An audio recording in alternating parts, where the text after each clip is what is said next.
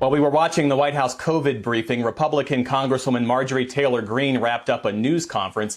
It was her first on-camera reaction after the House voted to strip her of her committee assignments. That vote included 11 of her fellow Republicans voting with Democrats to remove her. NBC's Garrett Haake joins me now. He was at that press conference and just got to a camera. So, Garrett, was there anything noteworthy or particularly edifying from the Congresswoman today? Well, it's pretty clear she's not going to back down on her kind of adversarial approach to the media, to Democrats, to essentially anyone who disagrees with her. What this press conference was about 20 minutes of kind of right-wing media criticism and a few minutes of taking questions, including about what she sees as her role here. She did try to say that the way that the Democrats and the 11 Republicans who voted to strip her of her committee assignments acted last night would silence her constituents, but she also contradicted herself a bit. I want to play for you her point here and explain it on the other side. Yesterday, when the Democrats and 11 of my Republican colleagues decided to strip me of my committee assignments, Education and Labor and the Budget Committee, you know what they did? They actually stripped my district of their voice.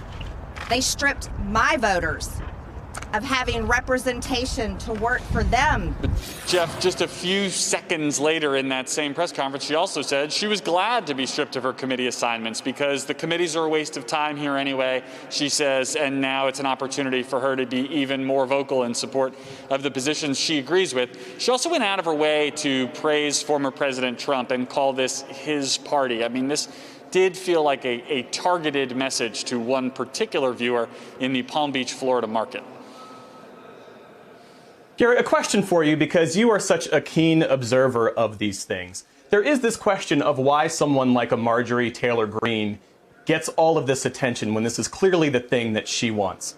And you said something yesterday to Nicole Wallace that I want to draw you out on. And you said that Marjorie Taylor Greene is likely the first of many people who are going to be held to account for what happened in the Capitol on January 6th. Take it from there. I still stand by that. I mean, I think we saw someone, and the thing that ultimately pushed Democrats and those 11 Republicans to this point was not Greene's conspiracy theories, but it was her perceived endorsements of political violence, whether that was on Facebook or in comments she had made about Speaker Pelosi. And this building, this community on Capitol Hill, is clearly just not going to tolerate that anymore after January 6th. And so I think what you saw was the democratically controlled House of Representatives saying this is something we can control, and we're going to control it. We're going to clean this up. We're going to punish her. We're going to set an example that this kind of behavior is not acceptable going forward. Whether she will matter in the future, I think she will matter much less. I can tell you there was quite a bit of media at that news conference. I don't think any of us took it live, and I don't think her answers were especially substantive. And if she's not going to engage in a serious way on any of the actual debates that are happening up here and will be over the next couple of months, I think the attention going to her will be less and less and less, as is befitting, typically, a freshman member of the minority party in the U.S. House.